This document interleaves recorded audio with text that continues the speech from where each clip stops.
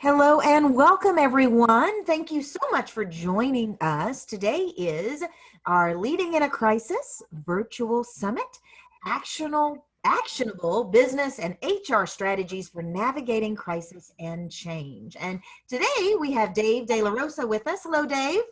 Hi there. How you doing, Anissa?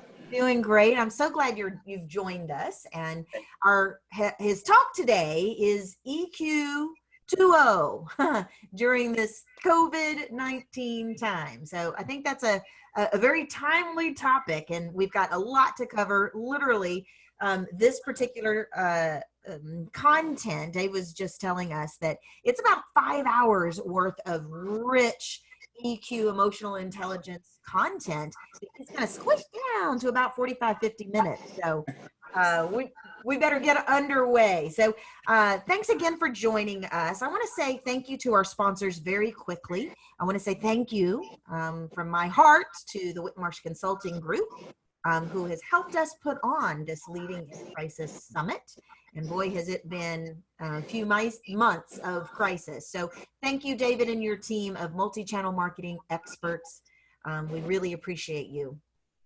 I also want to say thank you to our internal trainers and coaches who have put together some very timely programs, one of which is a pretty exclusive diversity and inclusivity program, which includes everything from building a culture of respect and comprehensive harassment and inappropriate behaviors training, all the way to resolving conflicts and discussion circles around anti-racism, anti-bias. So if your organization is looking at what do we need to do to support a culture of acceptance, tolerance, and growth, I'd love to have an opportunity to learn more about your goals, as well as share with you a little bit about what our master trainers are doing in order to support organizations in resolving those biases inside their culture. Our trainers have also put together a pretty comprehensive outplacement program. I know that this is always a difficult time thinking about outplacement, but if your organization has had to downsize and furlough and determined you may not be bringing all of those back, our programs are incredibly comprehensive with leading career coaches, and we'd welcome the opportunity to have a dialogue with you and support your employees. So a little bit about me. My name is Anissa Avon, and I am a management consultant and CEO of Turnkey Coaching and Development Solutions. And I am thrilled to have the opportunity to bring Dave into the fold in our Leading in a Crisis Summit, and have asked him to share with us today on emotional intelligence during such a difficult time. But I want to tell you very briefly a little bit about Dave and what makes him the expert here. First, he's a global strategic human resources executive and HR partner. He's an executive coach. He has extensive experience operating in seriously diverse, multi-state, multi-site, matrixed environments and industries of all shapes and sizes, including hospitality and hotels and nightlife and entertainment and retail, just to name a few. His professional career has given Dave experience in personally building and managing teams at large. And he does a lot of work as an HR advisor and consultant for organizations who are looking for a strategic partner and a thought leader in areas of strategic planning, change management, organizational design and transformation systems, and of course, one of his favorites, culture and culture evolution. So thank you, Dave. Tell us a little bit about what we're going to learn today, and what did I miss? Yes, so thank you so much, Anissa. Really, really appreciate you having me. So yes, emotional intelligence, just so valuable and so key, personally and professionally in an organization. So I was talking with Anissa, and I thought how appropriate to actually talk about this during this, especially during this time of how it's just been so compounded from an emotional standpoint, an economical standpoint, and from a racially charged standpoint recently. So I wanted to just provide some really good strategies and good tools for everyone everyone to really be able to take with them and move forward with either yourself personally, with your organizations, whether you're working remotely or in person, as we're all trying to move forward in the phases, depending on where we're located, and in our reopening of our, whether it be our economy, our well-being, and our office environments as well. So this could definitely work for parents. This could definitely work for parents at home as well with kids. It's just not just limited to which is what we all need right now. Yes, exactly. And this is a little stress ball that I told Elisa, that a stress brain, I should say. I told Elisa I sent to her and Paige and Wendy and Sheila and just want to say a little thank you for always inviting me to do these summits. It's always so fun. To get my stress brain. Yes, trust me, it definitely helps. When you need it, it definitely helps. So. Excellent. Well, I guess we can get started. So, why is EQ usually so critical? So normally, in an environment where we haven't had COVID-19 and been struggling economically, and having someone try to determine where we're at right now in our society, we it's critical because of a few things. I put a few bullet points on here. So performance, obviously, people and profit. So when a company recognizes that they do have high EQ, you notice that you have high retention. So your performance out of people are going to keep them motivated. They're going to keep them be able to have that healthier experience of wanting to learn more. And then of course, from a profit standpoint, you see a lot more of the black than you do the red. So you're going to see those numbers not decline as much. And some people might think, well, maybe because of business needs or what have you, or the economy, they're low, 2008 for an example. But at the same time, having that EQ is so strong that will keep that profit even higher than it normally would be if you didn't have the other components in the way, like IQ and personality, which I will get to in a couple of slides from now. It's also competitive advantage. Believe it or not, three keynote speakers from 2019, who I got involved in this type of training, were talking about how EQ is now the competitive advantage, and that's actually going to be a factor in an interview process to see how well your EQ is when you are going to be handling performance and people and profit. So it's definitely a very, very, very competitive advantage out there that people are looking for as a skill set now. And your brain changes. I will explain a little bit later on how my brain changed, because emotional EQ is something that you can. It's not just molded, but you can improve it, you can change it, you can develop it on your own at any time versus IQ and personality. So a little bit of a fun fact is that, as I was mentioning, EQ has a tight link to on-the-job performance. It says 2/3 of competence predict superior work performance across a wide range of jobs and industries. So not just jobs that are just also people facing, but even stuff on the back end like maybe banking or manufacturing. Those categories are social intelligence and emotional intelligence. So though technical competence is important, that can only go so far, right?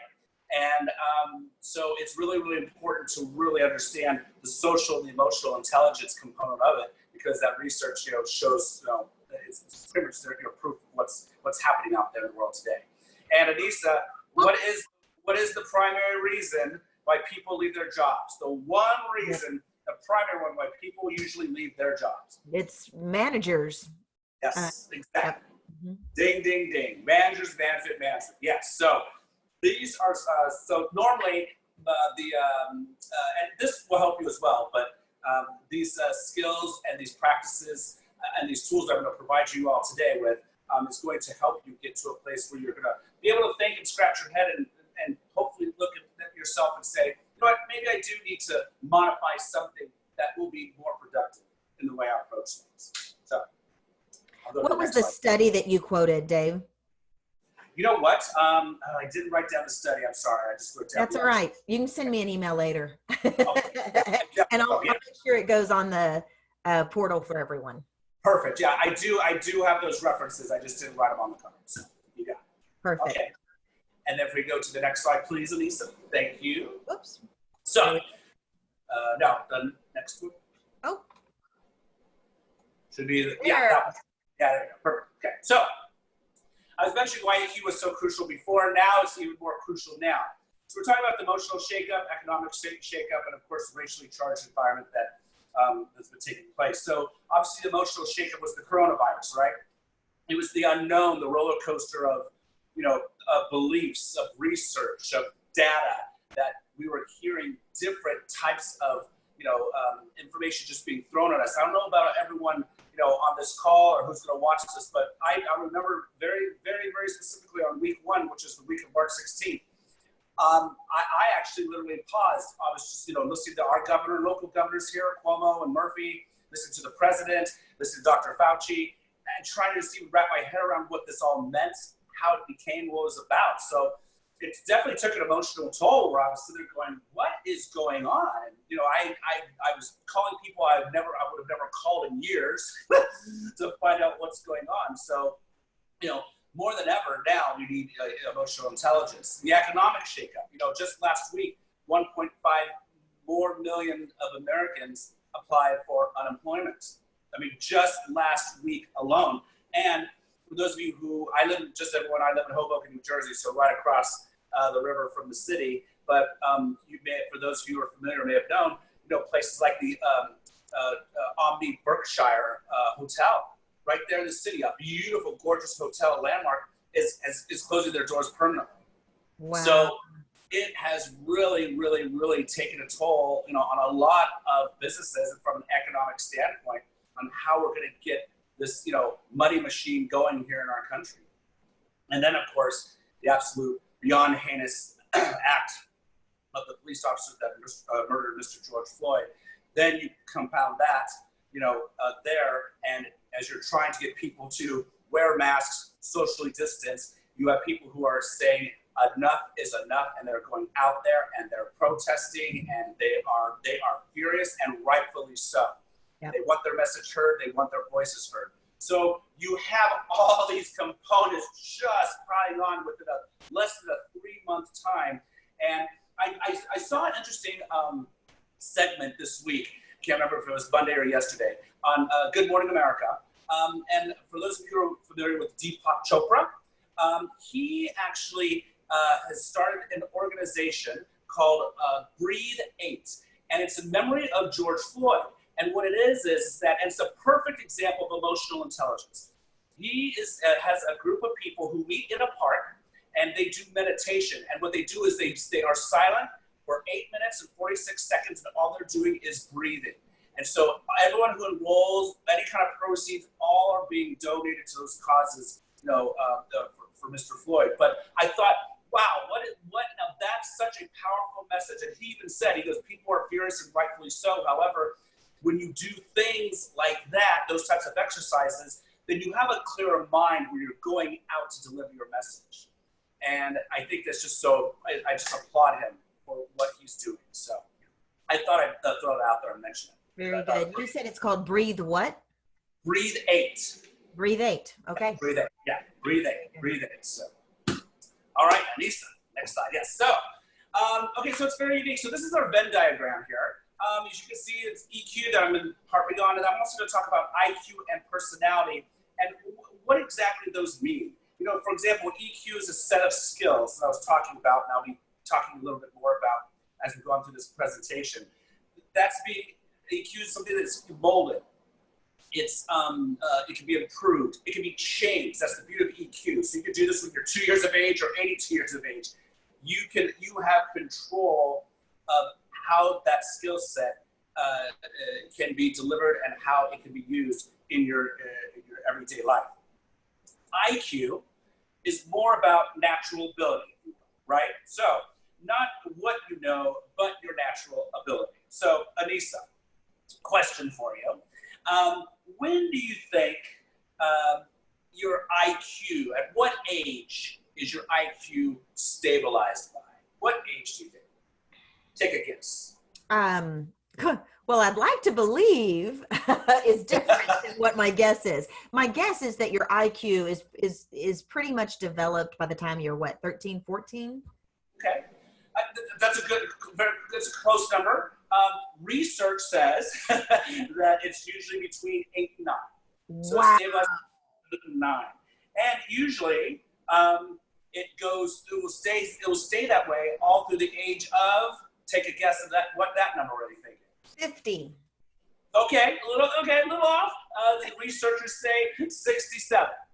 Oh, So, goodness. yeah, 67. So yeah. So I'm really an 8-year-old? Yes, right, exactly. Yeah. Good. And that's what people think. They think, oh my gosh, I have the mind of an 8-year-old. It's like, well, no, you just happen to be able to develop your IQ by then and then take it. So Wow. whether you're learning algebra at 8 or algebra at 68, it should be the same way you're learning in the IQ. Right. Yeah, isn't that interesting? So, and then you have your personality, right? So your personality is a set of, behavioral tendencies. And that usually is relatively stays stabilized at what age do you think, Anissa? At what age range? We'll do a range. Yeah, I would. So, just like people go through career transitions, I'd say personally, I've been through a few personality transitions.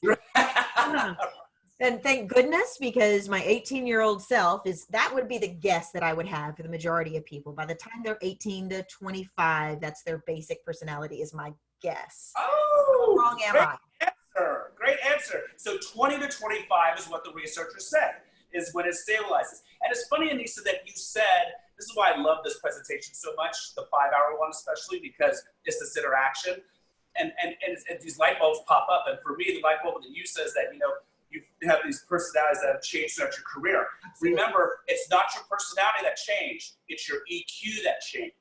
Oh. And I'm going to get into that later because I thought the same thing. When I was 20, I was in my early 20s and I was a manager for a medical office. And, I was a horrible manager, absolutely horrible. I mean, it was just, I shouldn't have even been a manager. Too young to even be one, didn't know how to be one.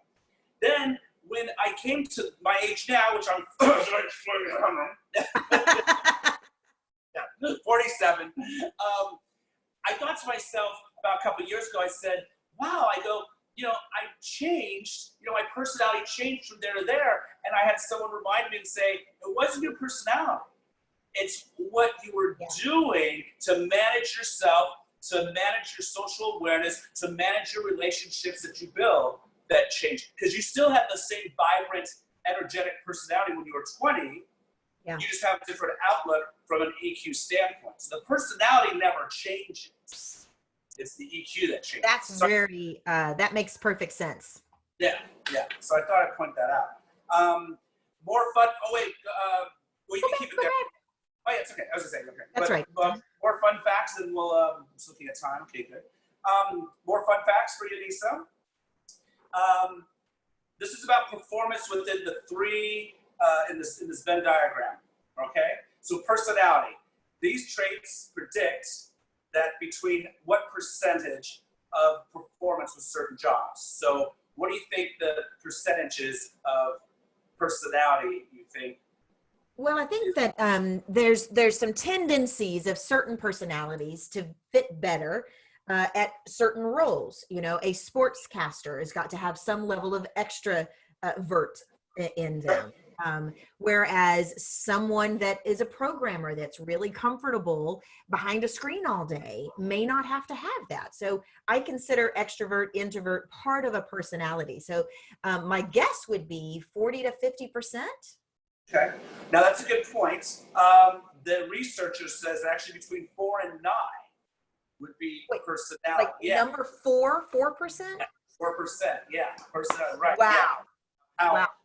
How that is pretty much the variance for job performance, if you will, be part of performance. So this is all about performance. So what percentage is that? So IQ, what do you think the range is for the percentages for an IQ? That's a really good point. I would think that would be 15 to 20%. Okay, 10 to 25 is the average. So yes, you're spot on. So then you go into EQ, and what's the remaining percentage off of that? Yeah, so you're looking at 70%, around that 70% number for EQ. Yeah, 60%. Yes, exactly. Yeah. So you can see what the percentage lies in from a performance standpoint. and those fun facts that the researchers were talking about. So, Yeah. Well, this what makes is it? perfect sense because when you read the research about what are the most sought after qualities and that hiring managers are looking for in employees, as well as when they're looking at someone and asking themselves, is this a high potential that we can put into part of our succession plan? EQ ends up trumping any other characteristic just about. Does. You're absolutely right. You're absolutely right. And look at these big companies. I wrote a few down for you. One called Alphabet, I didn't even hear of. Facebook, Amazon, Salesforce, Deloitte, Uber, Apple. These top companies, I mean, if you look at their brand and their model, you can tell that they really embrace the EQ culture. So it's really fascinating. I really enjoy it. So, all right, now we go to the next slide. There we go. All right. So I'm going to show you a book here. This is Emotional Intelligence 2.0, written by Travis Bradbury and Gene Graves. It's a really great read. You'll really like it. For those of you who buy it, they actually have a assessment. If you buy the book, you get an assessment that you can use. I went through the program to be a trainer, so I was very, very happy with it. It was an excellent, excellent program that I'll talk about the company later on in the program. But this is the definition that the authors provide. So it is emotional intelligence to them is your ability to recognize and understand emotions and your skill, notice I emphasize that, at using this awareness to manage yourself and your relationship with others, okay? Mm-hmm. So really I highlighted those three: recognizing, understanding, and managing. Yeah. So I think if you recognize it, you process it to understand it, and then manage it effectively, you're going to get very high impactful positive results. So I thought I'd share that. Very good. Then we'll go to the next slide. All right, so now we're going to get into the fun stuff, okay? So here are the 4 EQ skills. So you have your the 2-part personal competence, which is your self-awareness and your self-management. Your self-awareness is what do I see in myself? What do I see in myself? Self-management is actually what do I do? What's my purpose and function? What am I doing? What am I doing here? In your social competence, you have social awareness. Is that how am I aware of others' emotions? Which I think is really, really key. And of course, relationship management is just as itself, how well am I able to manage my relationships effectively? Okay? So we'll go to the next slide. And so self-awareness. So do you take the time to truly understand your emotions in real time? And I'll give you a perfect example of what that means. So, as you're managing and you're talking, I had to have a difficult conversation with an employee. I was prepared for one where I had to talk to them about sadly, some mischievous behavior that was just not okay. It was actually an integrity discussion that I was going to have. And I have a feeling this employee knew it. So as this employee walked in, they start crying. Now, I have to be aware of what I'm doing, the emotions that are happening in real time, because I could have just let this individual just cry it out and say, okay, we still have to talk about this. The specific reason why this individual was crying because they had a potential death in the family. This individual was ailing and could possibly be passing away. So I had to stop the conversation. But I think it's important to make sure that you understand what your emotions are in real time, because when you do, then you're able to then take a step back. And there's going to be a lot, again, in my normal training, I could have a lot more examples for you of what this looks like. But that's just one example that definitely comes to mind for me, because I was able to stop and say, okay, you know what, take care of what you need, but we're still going to have a conversation when you come back. Yeah. So the person was definitely prepared for that. So next slide. So just to let you know, in this program, there are strategies in each of these core skills for you to learn. I have them on a card here. They're actually in the book as well, so you can find them in this book. So in this case, there are actually literally 15 strategies for self-awareness. There's a total of 66 strategies total for all 4 skills. But for self-awareness, there's 15. I chose 3 that I thought would be relevant to this discussion today and what we're dealing with right now in this environment. Because I think it's really, really, really important that we are really aware of what is the times that we're going through right now. So the one I chose was like lean into your discomfort. And each strategy, by the way, has a description of what they're talking about. But I'll give you mine. Leaning into your discomfort. Look, I love this because I think it's something that people don't challenge themselves enough to do. And, you know, when you lean into your discomfort, I guarantee you, you're going to learn a lot more things about yourself and about others than what you would have known 20 minutes ago. And so I can't stress that enough, that leading to discomfort, you know, talking about, you know, with, as example, what was going on, you know, with this, you know, racially charged environment, you know. Yes. I leaned in and I asked questions that I probably would have never asked before. Yes. But I went in with the premise saying, I'm just not educated enough right now, and I want you to educate me. And I will tell you, when you go in with that, whether it be humility or when you go in with that, I want to know because I want to be with you, you're going to get a different response, well, a positive response coming in back at you. So I think it's important. I highly encourage everyone to lean into your discomfort.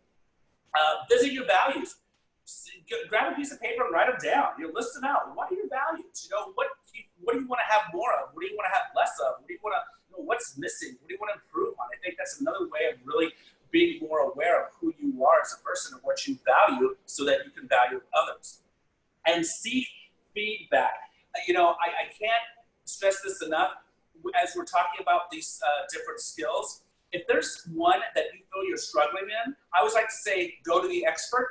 Mm-hmm. So, you know, if Anissa's struggling in self-management and she wants to come to me because she says, Dave, you handle self-management so well, and I've seen your EQ scores and they're so high, do that.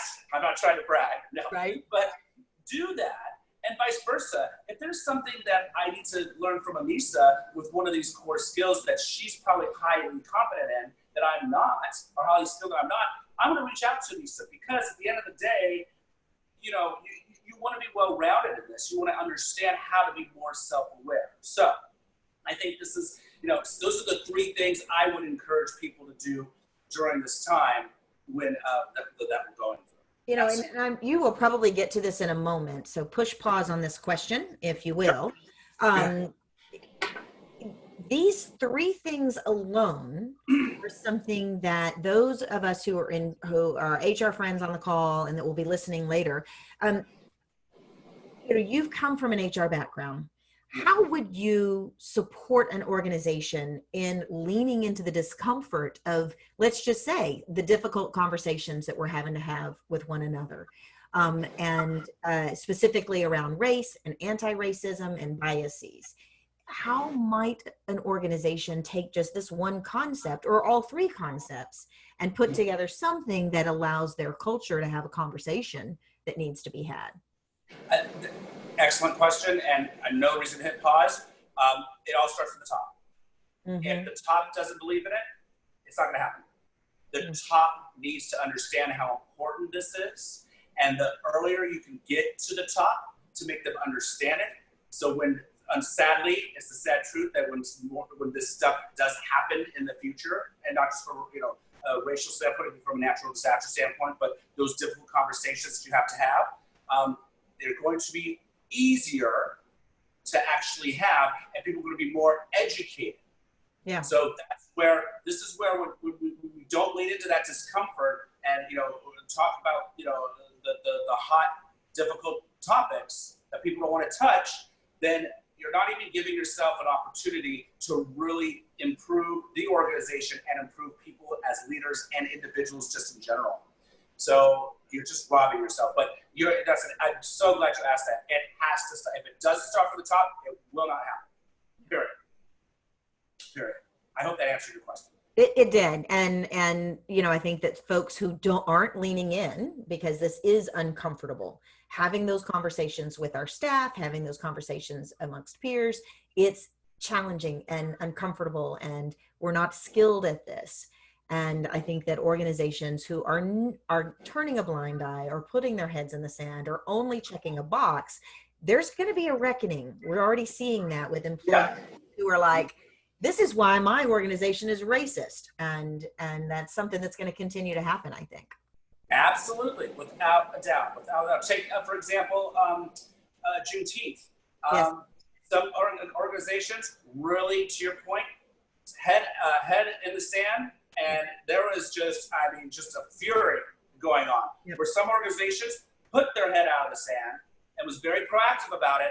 And I heard from those organizations that those employees gave so much praise and accolades and support, and really put out there to the public on how great their company is and making an impact and a difference, and not just, you know, sitting back and just listening. And they're taking action. So on that point, and then I'm going to let you get on because I know we've got so much. That also means that our leaders and our HR professionals who are in charge, they're going to have to use this concept to have a little foresight. Where are the areas that we may be ignoring because they're uncomfortable that we need to address now before someone says, you guys are clueless, you know, racist, whatever the tag is. Very good. Yeah, agreed. Yeah, absolutely. Absolutely. All right. So remember I said for self-management, I said, remember when I said, what do I do? You know, what I do. So do I manage my emotions, behavior to a positive outcome? I always like to think to myself, how do I self-talk my way out of this before I react my way into it?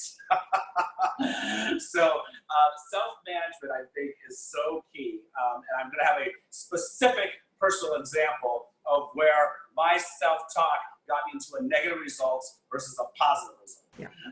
So I will get to that in one moment. But if you go to the next slide, that'd be great. So, yes. So, again, there are 17 strategies for self-management. I chose these four, again, specifically for the time that we're on today. So count to 10. I can't tell you how much where I read an email, I am listening to a phone call, I'm listening over here in a conversation, and I'm starting to, the blood is boiling. Get up, count to 10, take that walk around the building, the block, or what have you. I can't tell you how much this truly helps. It's helped me a great deal, and I'm glad I learned this way early in my career versus just learning it late now. Take control of your self-talk. You know, really, I'm going to show you a tactic in the next slide about how you can really take control of your self-talk and give you an example from a movie that will allow you, that I'm sure Anissa has seen. Ready. Yeah. It's a very entertaining one. But to control how you can have a more positive impact than negative impact. I love this one. Speak to someone who is not emotionally invested in your problem or situation. When you are charged like that, you know, I always like to say, when emotions are high, logic's low. Yep. So, you know, what you need to do is bring that emotion down and go to someone who actually has no investment whatsoever and say, Anissa, am I crazy? Or here's the situation. What are your thoughts? And then you have someone who has a very clear head, you know, that's not fully charged with the same emotion you have. And then you can verify that one. And then learn a valuable lesson from everyone in your encounter. I'm a firm believer of active listening. So I think that in this case, active listening is so key. So you will always learn something if you just sit and listen. You notice when you're in those meetings, when you have those conversations and people, you know, interrupt and talk because either they want to be listened, they want to hear what they have to say, or just listen to their own voice. Just listen to what they have to say first. And then once they're done speaking, then you can assess it, because all that's going, that limbic system that's in your head and, you know, the rational brain side, all this processing is someone's talking. And then once you process that, you'll have a better, clear response that will have a positive impact instead of a negative. Yeah. There you go. So the next slide here, and this is from Talent Smart, an excellent company that I went through for the training for emotional intelligence to train individuals. So I'm going to talk to you about the emotional reaction and self-talk, but I want to take you back to, gosh,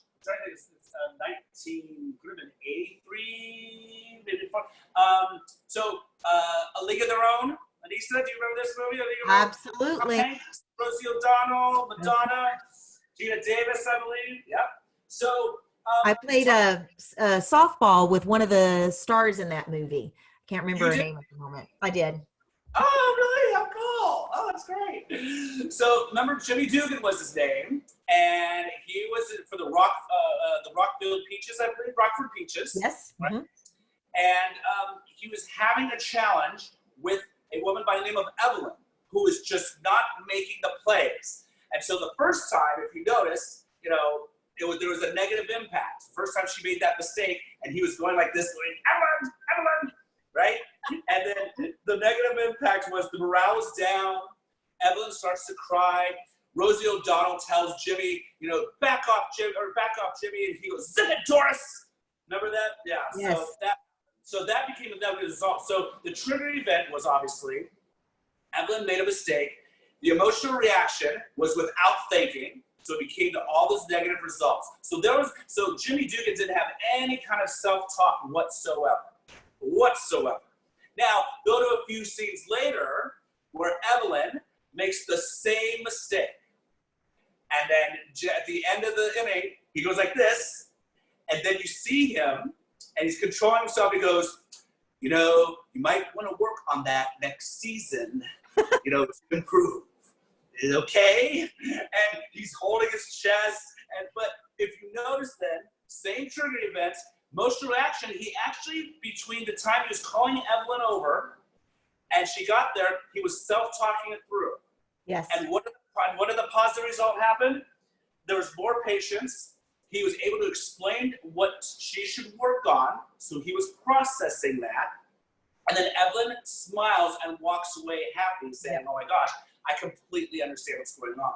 Yeah. So that is a perfect example. And by the way, there's a lot of emotional intelligence you can look at in movies. It's wonderful. You could actually, when you go through these types of training and you see them in movies, they're great. But that's one of an example of where if we would just take a step back and self-talk ourselves through to a reaction, where we do have to react, but we want to make sure the results are positive, not negative.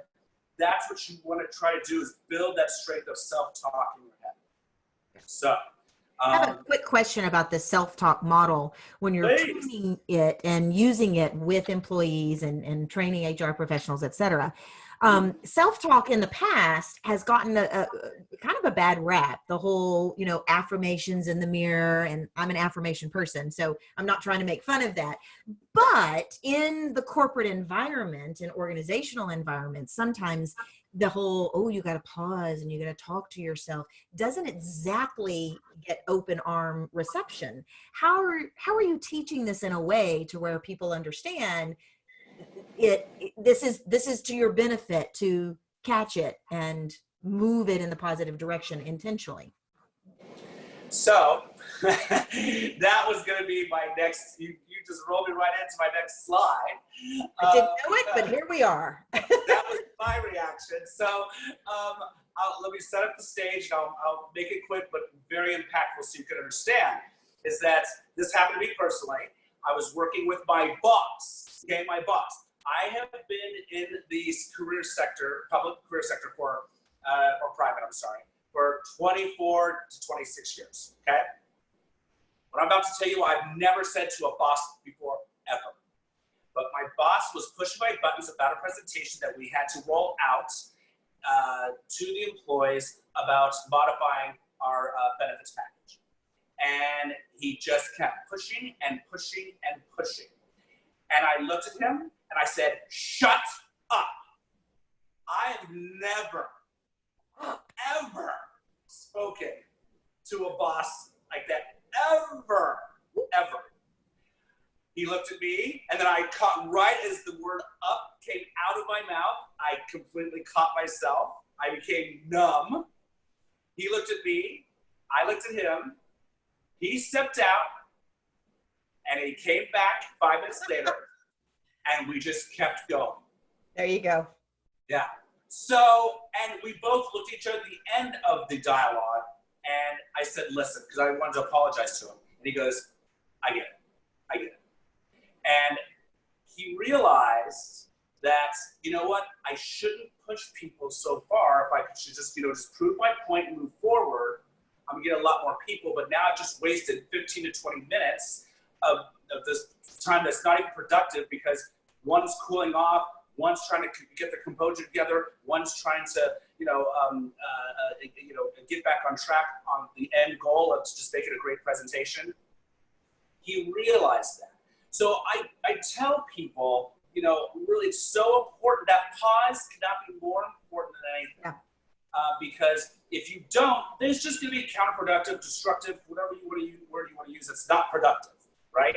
But I will never, ever forget that moment in my life, ever.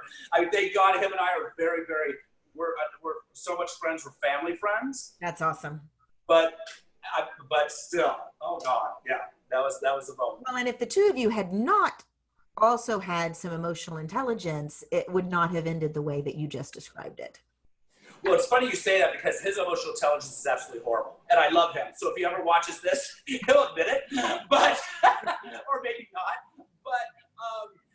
But at the same time, I think for someone like him, it had to take a moment like that for him to realize and learn, so that he could build off of that skill set for that emotional intelligence, if that makes sense. Yep. So, yeah. So there you go. So that's my example of how important self-talk is. Exactly what I was looking for. Yeah. All right, we'll go to the next slide here. We're almost at the downhill mark here. So now, social awareness. How am I aware of others' emotions? So, can one identify your emotions as they interact with you in an individual or a group setting? So how are you socially aware of people, and what is going on from the COVID-19 standpoint to the racially charged standpoint to a natural disaster standpoint to someone that from an economic standpoint? How can you make sure you are socially aware so you're being productive in the right manner? So go to the next slide, and this is where you'll come in, Anissa. So this is the thing I call what's above the surface. And of course, obviously, you see the glacier, and you see there's the below the surface. So let's say, Anissa, you're walking down the street. You're in New York City. You just got done with a beautiful lunch with me. You're going back to your hotel room to refresh, and you're walking down the city, and you just see people as you're walking down.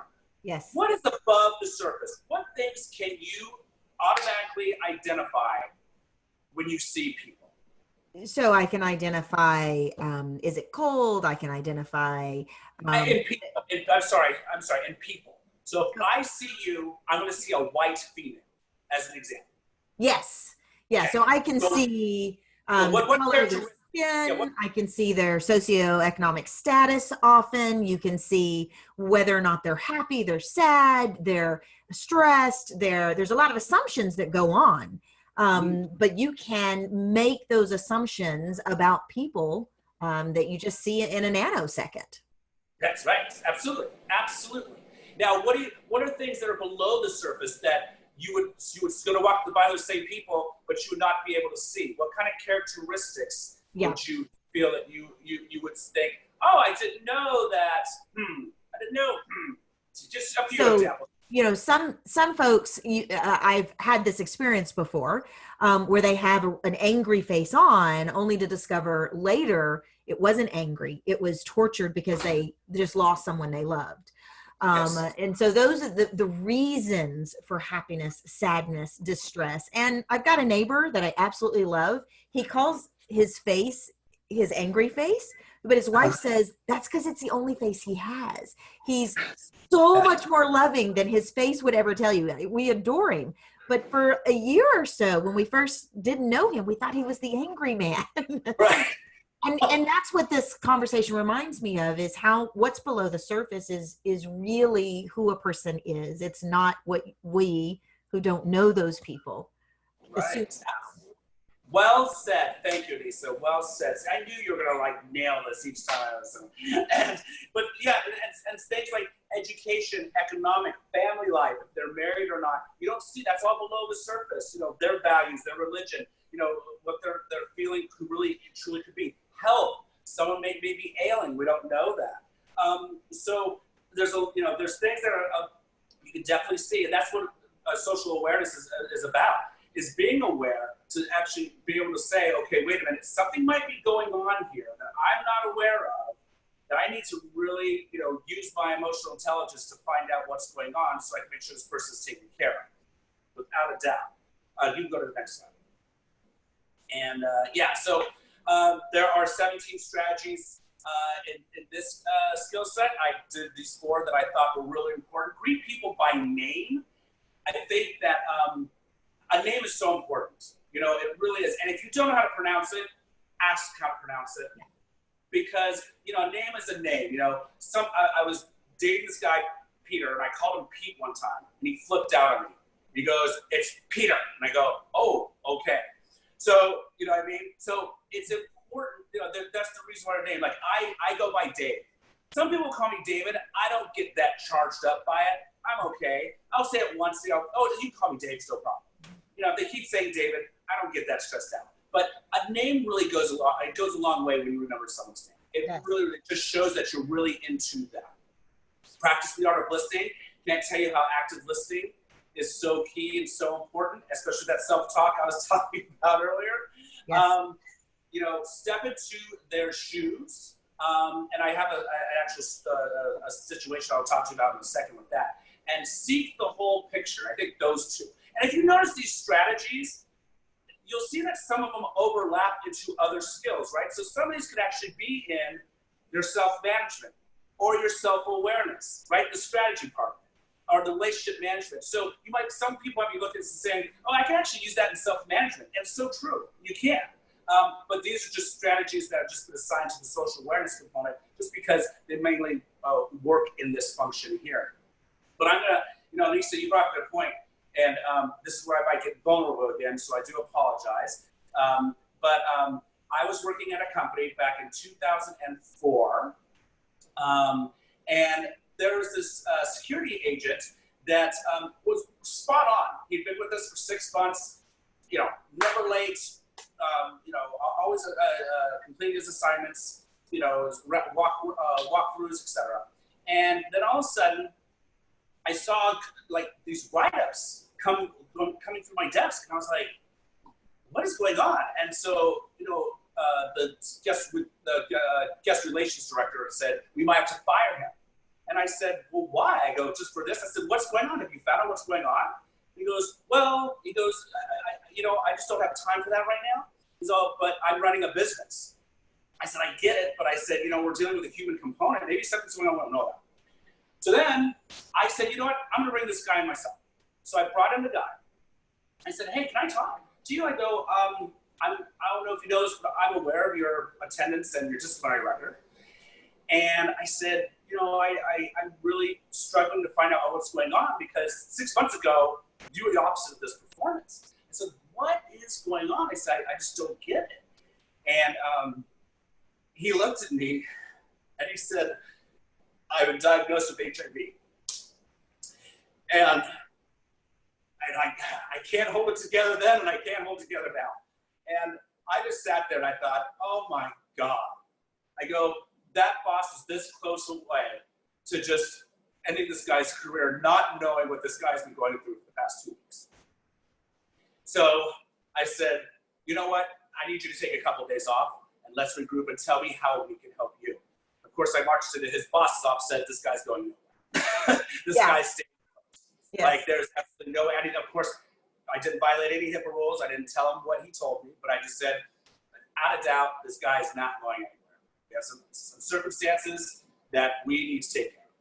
Yeah. And so I give you that situation because you just don't know what's below the surface. And when people don't dig, lead into discomfort, find out what's going on, and take an investment in their people, that person's life's livelihood, career, even life could have been destroyed. Yeah. And so I can't tell you what a learning lesson for me that I took, and thank God early in my career when that happened. So thank you for sharing that. And it also brings up a really good point right now in that during this 2020 chaos craziness, honestly, the most difficult environment, economic, work, everything of potentially our lifetime, certainly mine. I think oftentimes we make assumptions that we understand because I'm going through the same thing everyone else is going through. Right. And my takeaway from your story is there are folks who are having it worse. There are folks, I have a friend who got his mother contracted COVID, as did his grandmother, as did two other relatives, and they all passed. And he hadn't shared any of that, Right. he's not going through the same thing that Yeah. I am. And that was my takeaway from what you shared there was regardless of what we think we know, we don't. Yeah. No, you're absolutely right. No, take an investment. I'm telling you, you're robbing yourself if you're not. You know, you really are. And it's just who we are. We're humans, and we should be doing that for each other. Guarantee you'll be a better place. And the way that you demonstrated it, this isn't some, oh, I want to know, real long-winded question. This is, what's going on? Exactly. Yeah. And in general, we should be asking that, right? Anissa, we should be saying, hey, how is everything okay? Everything good? Even when you have the happy face, still, us comedians, we have a bad rap for being happy, but then all of a sudden when the lights go off and the curtain comes down, we're depressed and we're in a corner and we're huddling and all that kind of stuff. So, it doesn't matter. You should always be asking the question. Yeah. Yeah. Very good. All right. Thank you. Thank you for letting me share. Thank you. Relationship, okay, the final skill set, relationship management. So, I love this. Can someone manage their interactions they have with others constructively for a positive outcome? And I think this is a really, really, really, in my opinion, this is the foundation. They call self-awareness the foundation, but I think this is more of a foundational skill, AEQ, if anything, because it does help. So I'm going to, invite Anissa in another little vignette. I'll have her demonstrate for us. So let's say I invite her into my office about how Turnkey and DDLR consulting can make the environment safe from COVID, have interactive and uncomfortable conversations about our racial climate and our economic status. As we're in the office, what would you do or what should I do to make it really to form as a true relationship that we can do? And I'm going to give you an example of another movie after this, very briefly, and you'll see where I'm coming from this. But what do you think? How do you think it should be set up? What kind of questions should we be asking? Things of that nature. What are your thoughts? So my first thought goes to what isn't going to work, right? And that is an environment where I step in to have the dialogue, and instead of having a dialogue, I'm told, this is what we're going to do, this is how it's going to work, this is what I need you to do, not really interested in your opinion kind of setup, even if it isn't said. And so that means the opposite of that is, let's have a dialogue. Let's talk about what we need to do to be effective at managing our workplace, our environment, safety, the emotional well-being. What are your ideas? And I'll share my ideas. That would create a relationship, a two-way dialogue. Great. Okay, I like that. What about the environment in my office? Where should we be sitting? How should we be, how should we, what are your thoughts on that when you come in? I know that if a leader is wanting to really connect with a subordinate, sitting behind the desk with the subordinate potentially even sitting lower than them, there is an automatic connotation of disconnect. So depending on the intention of the person calling me into the office, they should come around the desk, make it set up to where we're facing each other. Put down your computer, put down your smartphone. Make sure that I feel, and likewise, I should make sure that you feel like this is important time that I'm spending with you, communicating with you. And so removing distractions, for example. Perfect. Excellent. Well done. So things like body language, things like no barriers that you mentioned, have some tea or coffee out, make it a very relaxing environment, some options, just, just so you can break bread, if you will, a little bit. Sharing similar philosophies, saying, listen, to your earlier point, saying, hey, listen, I want to have a dialogue because I think you and I share the same philosophies on making sure people feel safe. does it confirm your philosophy? And then here's a couple of things I want to pass by you for an action plan, et cetera, et cetera. And the reason why I'm going to say this question is because what song do you play to manage your team? And the reason why I ask that is because if anyone's seen Invictus, with Morgan Freeman and Matt Damon, they're in the office, and he brings them to the office. And if you notice that setup, he comes around from the desk, he sits down, he pours his own tea, he's asking about his philosophies. He's saying what motivates you, how do you get your team motivated, etc. So I always say it's very, very important. Your environment is so key. I think ever since 2003, I've never had my office to where I have a desk where someone's sitting on the other side.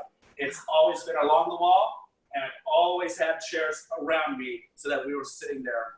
Right. And I'll tell you, it works very, very, very, very well. So, well done, Anissa. Gold star. Yes. Next slide. Yes. So these are the strategies. There's 15 of these, I believe. But yeah, be open and curious. These are the ones. Again, as you can see, that these are kind of intertwining, but in this sense, yeah, be open and curious with your relationships, and what's going on and how we're handling them. Build that trust. The old saying, you can only get respect if you provide respect, right? So you need to show them that you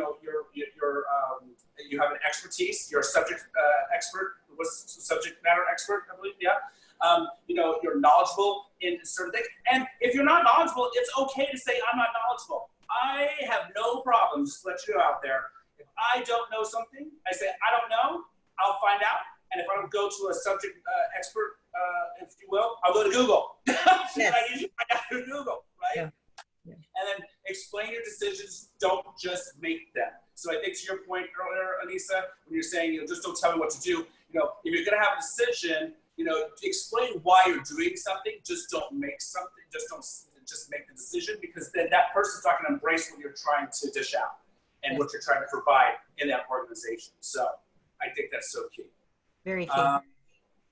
And then, two more slides. Yeah. And then expect setbacks. No one's perfect. I proved that in this session here during my self-talk. So, we are all humans. That's the reason why, we have these types of strategies to help us get to where we need to get to. And I challenge everyone to do an action plan on one of those strategies. Just one, not one in each, just one. Take one of those strategies and challenge yourself to do something that you're not comfortable doing or that you feel that you need help on, and seek that assistance. But expect setbacks. It's human. It's not a problem. And you just need to reach out to those who are either experts or to those who are not emotionally invested and find out what's going on. Very good. I have a question for you about this setback thing. So it's one thing when we're using these strategies with people that we're aligned. We have kinship with, we have similar philosophies. It's another thing when we're having these conversations, and thus the EQ, skill set comes in with someone who we don't have an aligned philosophy. Let's take, for example, all lives matter versus Black Lives Matter in the world. And just the polarization of those two messages. Doesn't matter what side I'm on. What I want to be able to do is to use these tools to, as you said, put myself in their shoes, even when I disagree. So how does an organization support dialogues, even around face masks? How many people we see don't want to wear face masks, for example? Expecting setbacks, but then how does a person develop the chops to be emotionally intelligent inside of these polarized situations? I think it's really strong leadership. I always go back to my philosophy. It starts from the top. But I think these, if your C-suites and your D-suites are highly educated, or your VP levels, if you will, are highly, I should say educated, are highly supported from an EQ standpoint, they'll be able to deliver this message, and then you'll have that support because there's going to be that awareness now. Because remember, if it's not your face or not your space, there's no awareness. That's right. So if you get this awareness as far top as you can, then it's going to be easier to have an organization to not have as many setbacks as one would probably have if they weren't aware of how low the emotional intelligence is being taken on their senior leadership. Yeah, and something you said earlier, though, helps me understand setbacks. Setbacks don't necessarily have to be viewed as failures. You Absolutely, said, yeah. several times throughout this, it's about finding a way to be comfortable or pursue conversations even when we're uncomfortable. Setbacks are sometimes just uncomfortable conversations that we try to avoid. And in our polarized environment, we're not going to be able to avoid these. Absolutely not. Silence is no longer an acceptable option in many ways. Absolutely, without a doubt. That's a fantastic point. And you're right. Yeah, I put this out there because people think, oh my gosh, I have to be perfect from here on out now with this emotional intelligence. Like, no, you don't. You're being human. You don't have to be perfect. Yeah. But you just be aware of that, because I will have a setback as well. And to your point, though, it's not going to be something that might be so negative that the impact might just be detrimental. No, it just might be something that's a learning lesson. You know now, okay, now I know how to approach this conversation with someone of color or someone who's going through a very emotional time with their medical conditions or their family's medical condition or some kind of economic stress. Yeah. So, absolutely, without a doubt. It's not a negative. This is not in any way, shape, or form to be a negative connotation. Yeah, this is really powerful. All of the lessons that you pulled out, there's many, many, many more. I know you've got one more slide, and then I want to make sure you tell folks how to get a hold of you. Yes, please do. Absolutely, yeah. So this slide I also got from Talent Smart, but or the quote, I got this picture from the internet. But she, Maya Angelou said this best: "People will forget what you said and what you did, but will never forget how you made them feel." And I can't tell you how true this is. Yeah. The way you make people feel is whether it be in a very happy way or a very horrible way, that's how they're going to remember you, not what you said or did.